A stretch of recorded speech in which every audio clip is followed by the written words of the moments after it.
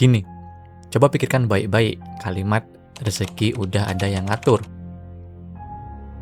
Berapa kali kalimat ini justru bikin kita jadi diam, bikin kita tiba-tiba ngerasa, udahlah rebahan aja, nanti juga datang sendiri. Atau pas kita lagi gagal, kita pakai kalimat ini sebagai obat supaya nggak ngerasa bersalah karena kurang berusaha. Ini mungkin opini yang kurang populer dan mungkin bakal buat sebagian dari kalian agak defensif. Tapi di video ini, saya ingin mengajak kalian untuk mikir bersama. Saya berani bilang, cara kita memaknai kalimat rezeki udah ada yang ngatur, itu seringkali adalah sebuah kesalahan berpikir yang sangat fatal. Sebuah logical fallacy, kesalahan yang membuat kita dan mungkin peradaban kita terus-menerus jalan di tempat. Saya pribadi juga sering ngerasa gitu kok. Kadang kalau lagi capek banget, burnout, atau kerjaan gagal terus, rasanya gampang banget dan nyaman banget buat pasrah dan bilang, ya udahlah, emang belum rezekinya, udah diatur yang di atas. Nyaman banget kan ngomong gitu? Ego kita aman, kita nggak perlu nyalahin diri sendiri karena kurang skill atau kurang usaha. Tapi, coba kita bedah pelan-pelan. Beneran gitu nggak sih cara kerjanya alam semesta yang diciptakan Tuhan?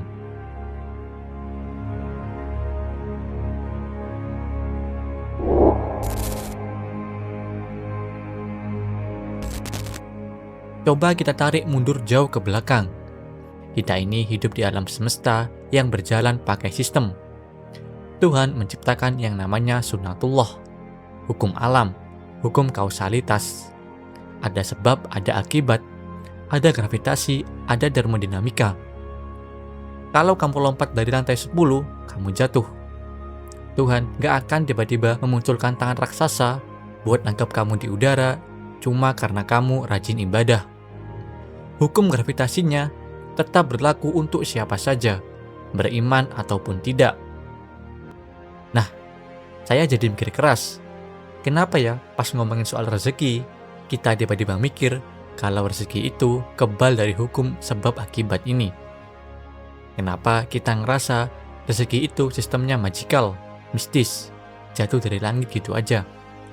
Tanpa kita harus ngikutin hukum ekonomi, hukum supply and demand, atau hukum penciptaan nilai.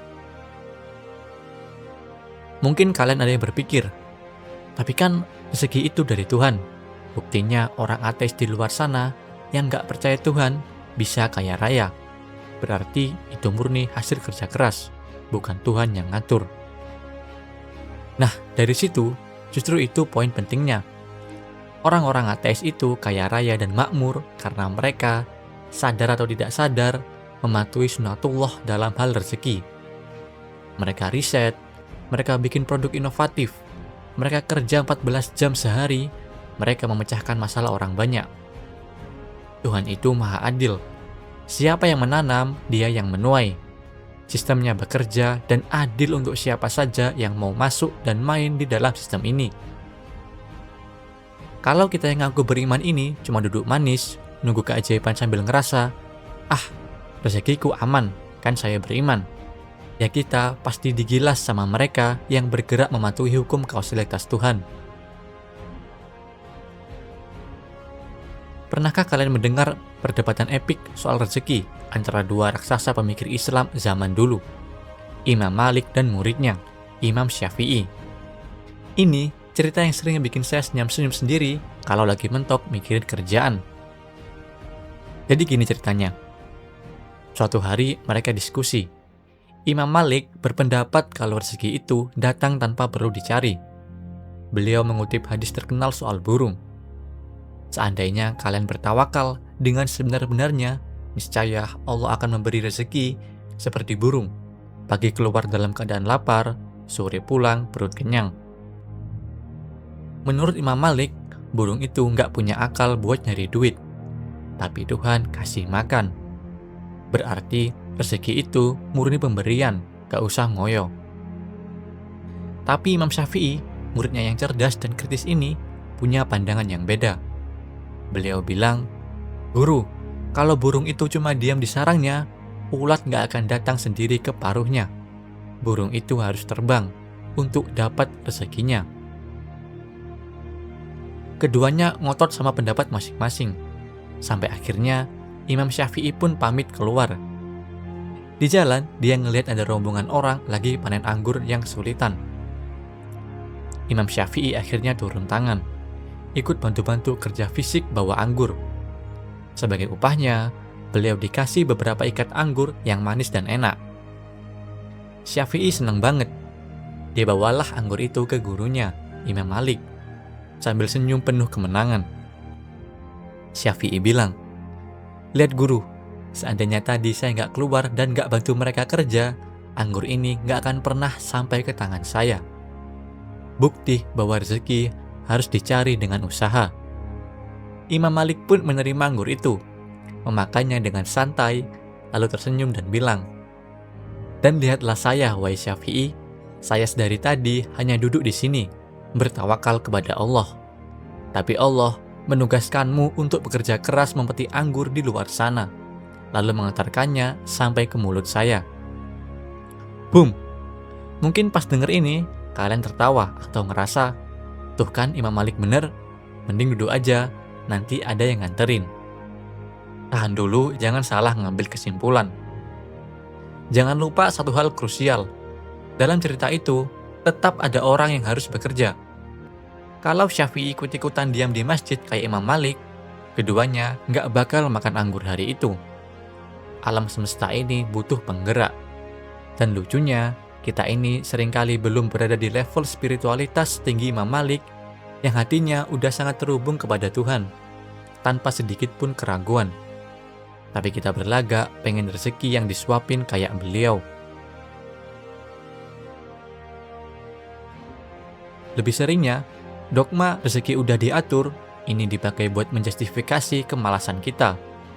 Ini tuh bahaya banget. Di masa lalu, pemikiran fatalistik kayak gini, kalau di sejarah filsafat Islam mirip-mirip paham Jabariyah.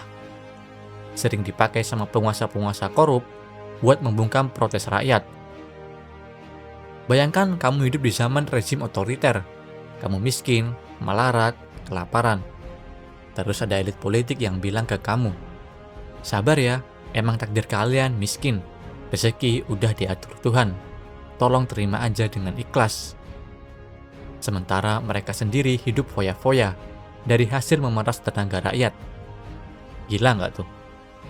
Cara pikir kayak gini membunuh daya juang, ngebunuh nalar kritis, membuat sebuah bangsa kena penyakit, learn helplessness, merasa tak berdaya karena merasa semuanya udah disetting dari sananya. Sayangnya mentalitas ini masih sisa sampai sekarang di kepala kita. Kenapa gajiku kecil? Ya emang rezekinya begini. Bukannya mikir, oh mungkin karena skillku belum langka. Mungkin saya kurang networking. Mungkin juga saya harus belajar coding atau belajar jualan. Coba kita redefinisi apa sih sebenarnya maksud kata rezeki udah ada yang ngatur. Gini, coba bayangin alam semesta ini kayak sebuah game dunia terbuka atau sebuah algoritma raksasa. Programmer dari game ini udah mengatur source code-nya. Aturannya begini, kalau karaktermu nebang pohon pakai kapak, kamu dapat kayu. Kalau kamu baca buku, level intelligence karaktermu naik. Tapi kalau karaktermu diem aja, kamu nggak dapat apa-apa dan pelan-pelan kelaparan. Aturannya sudah fix, udah diatur sedemikian rupa. Nah, Tuhan itu sang programmer yang agung. Dia sudah ngatur algoritmanya. Jadi kata diatur di sini bukan berarti dari kamu lahir sampai kamu mati, saldo rekening bank kamu udah dikunci di angka sekian dan gak akan bisa berubah walau kamu banting tulang sampai berdarah-darah. Kalau gitu konsepnya, buat apa ada ayat yang bilang bahwa Tuhan tidak akan mengubah nasib suatu kaum sebelum kaum itu sendiri yang mengubahnya? Buat apa Tuhan nyuruh kita nebar di muka bumi habis sholat Jumat buat nyari karunia-Nya? Diatur itu maksudnya Tuhan mengatur sistem dan persamaannya. Misalnya, Skill yang bagus, plus konsistensi, plus kejujuran, plus doa, sama dengan rezeki A. Kalau skill biasa aja, plus malas, plus rebahan scroll TikTok doang, rezeki B. Paham kan maksud saya? Kata rezeki sudah diatur, itu harusnya gak akan bikin kita lemas, tapi justru ngasih kita rasa aman yang luar biasa. Aman bahwa usaha kita gak akan pernah dikhianati sama sistemnya. Bayangin sih betapa kacaunya dunia ini kalau rezeki tidak diatur. Kamu kerja keras, bangun pagi, belajar tiap malam, tapi karena alam semesta nggak punya aturan sebab akibat yang adil, hasilnya bisa nol besar secara acak. Orang-orang yang cuma tidur seharian, tiba-tiba nemu emas di kasurnya. Kan jadi chaos. Justru karena udah diatur, kita jadi punya pegangan. Oh, asalkan saya naikin value diri saya, asalkan saya kerja jujur, rezeki saya sudah diatur untuk pasti ikut naik.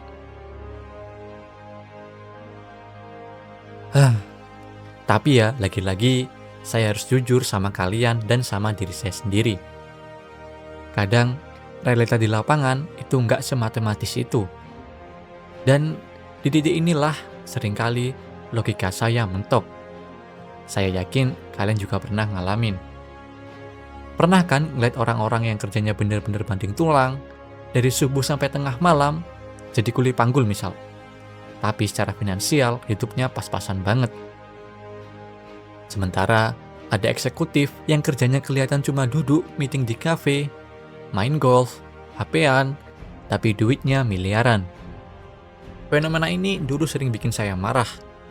Bikin konsep sebab akibat tadi yang saya jelasin terasa nggak adil. Nah, gimana sih jelasinnya secara rasional? Saya merenung lama soal ini. Baca-baca soal filsafat ekonomi, merenungi ayat-ayat, sampai akhirnya saya sadar akan batasan pengetahuan saya sendiri. Algoritma Tuhan itu variabelnya miliaran. Dan otak kita yang cuma sekepalan tangan ini, seringnya hanya bisa memproses satu atau dua variabel saja. Kita hanya bisa ngelihat variabel jam kerja fisik atau jumlah keringat yang keluar. Kita nggak bisa melihat variabel kasat mata dan tak kasat mata lainnya. Kita nggak ngelihat variabel leverage dari pengetahuan. Kita nggak ngelihat variabel networking. Dan yang paling misterius, kita nggak bisa ngelihat variabel spiritual, kayak timing, takaran cobaan yang lagi Tuhan kasih buat orang itu, keberkahan, hingga bentuk rezeki itu sendiri. Mungkin bapak kuli panggul yang gajinya harian itu, rezekinya diatur melimpah di variabel yang kita nggak lihat. Mungkin di variabel kesehatan fisiknya yang luar biasa kuat, di variabel hati yang selalu merasa cukup atau qanaah, atau bahkan di variabel anak-anaknya yang tumbuh jadi orang yang soleh dan berbakti. Sementara si bos yang duitnya banyak, mungkin rezekinya lagi disempitkan di variabel ketenangan jiwa. Punya uang miliaran, tapi tiap hari dikejar paranoid inflasi, pajak, atau keluarganya yang hancur berantakan. Perlu diingat, di dalam literatur Islam yang dalam, harta itu beda dengan rezeki. Harta itu apa yang kamu kumpulkan. Rezeki itu apa yang benar-benar kamu nikmati, yang menjadi darah dagingmu, yang membawa manfaat buat kehidupanmu. Kamu punya tabungan 10 miliar, itu harta. Tapi kalau kamu sakit diabetes dan cuma bisa makan bubur hambar, ya rezeki makananmu cuma bubur hambar itu. Sisa uang kalian itu rezeki dokter, rezeki suster, atau kelak jadi rezeki ahli warismu, bukan rezekimu. Di titik absurd dan penuh misteri inilah yang di luar kapasitas nalar manusia. Disitulah konsep tawakal punya tempat yang sesungguhnya. Tawakal itu letaknya di ujung, bukan di depan. Kita maksimalkan variabel yang bisa kita kontrol. Ikhtiarnya, belajarnya, kerjanya, ngasah skillnya. Setelah semua itu mentok, kita lepaskan sisa miliaran variabel lainnya yang nggak bisa kita atur kepada Zat yang Maha Mengetahui. Kita do our best, lalu kita surrender. Bukan surrender duluan sebelum doing our best. Jadi teman-teman, kalau malam ini kita bisa narik satu benang merah atau satu pencerahan dari obrolan panjang kita ini, konsep dari kalimat rezeki udah ada yang ngatur, itu bukan lampu merah yang menyuruh kita berhenti berusaha. Sama sekali bukan.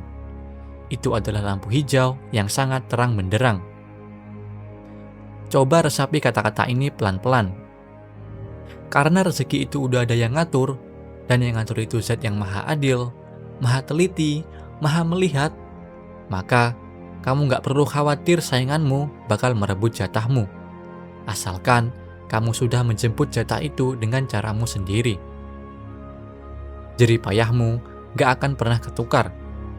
Air matamu pas lagi struggle belajar hal baru sampai tengah malam, capeknya badanmu pas lembur ngerjain project, rasa sakit dari penolakan-penolakan interview kerja, pahitnya rugi pertama kali nyoba bisnis.